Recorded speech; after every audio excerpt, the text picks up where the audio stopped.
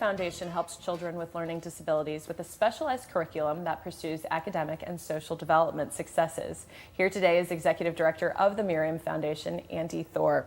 Thank you so much for being here. Thanks for having me. And no, I really appreciate you being here because I feel like I've heard about the foundation over the years, and it's been around for a long time, but there's different programs that you have that are equally notable, and this is our chance to really kind of delve into that. So why don't you first just set it up with the foundation and how long it's been around and what it does. So the foundation's been around for about 100 years, plus 100 plus years.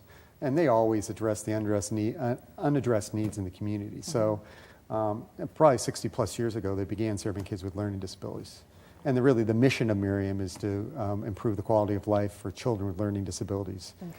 Through our programs, and really a vision for children who really want the best quality education that they can get and meet their potential. I mean, those are the things, the broad strokes, what we do. And so about 60 years ago, we started the Miriam School, which is a K through 8th independent school serving kids with learning disabilities.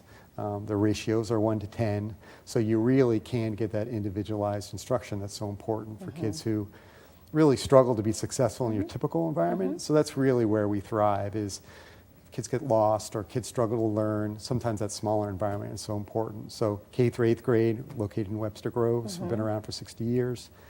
And then we just started Miriam Academy, which was very exciting, which was our new high school. We're into our second year, and we are the only private independent school in the St. Louis region that serves kids exclusively with learning disabilities. Yeah, I did not, and that was when we first met. I did not know that. That's really interesting. And where's the high school located? It's at Ballas and Clayton. We're located in the educational wing of Parkway United Church of Christ. So we have a partnership with them. And we're currently looking for a more permanent location. But this is really, it's really our incubator site. And we hopefully will have ultimately 120 students there. And then there's the third program, the Learning Center, which is located at the school? At the Miriam School, and we serve over 1,000 students a year through that program. And it's kids who want to remain in their educational environment, whether that be school or homeschooled, but may need some services, like tutoring or occupational therapy. Or they need to be tested to see what their disability might be.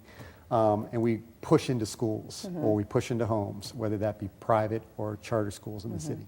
Well, let's talk about learning disabilities, because I feel, I mean, it's a term that it's a broad term in many respects. I mean, there's a lot within that. How does the school sort of address that, or can you kind of sort of, I don't want to say define learning disabilities, but talk about with some of the students what we're looking at? Yeah, it's incredibly broad. So, you know, we can't serve everybody. So they need to be able to function in a 1 to 10 ratio. And one thing I get out there right away, these kids are smart kids. They just learn differently. And we really feel like we can help those kids that learn differently. So they may have reading issues or math issues, or, you know, sometimes there's social issues that they're struggling with.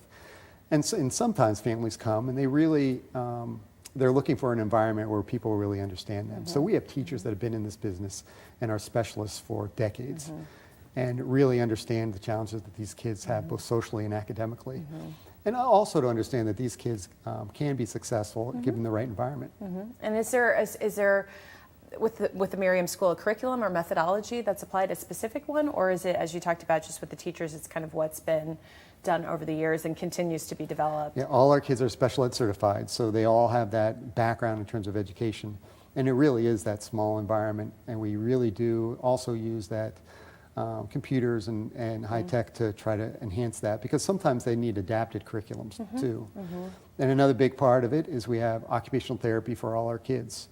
And that's really good for all our any kid really. Because it really helps them to refocus and get back into the classroom and really learn. And how is that what you've been doing at the Miriam School, besides the age difference, but with the high school? Did you have to take a different approach? Because, I mean, high school's just older kids. And we learned along the way, and it is a little bit different. You know, these are high school kids with high school challenges.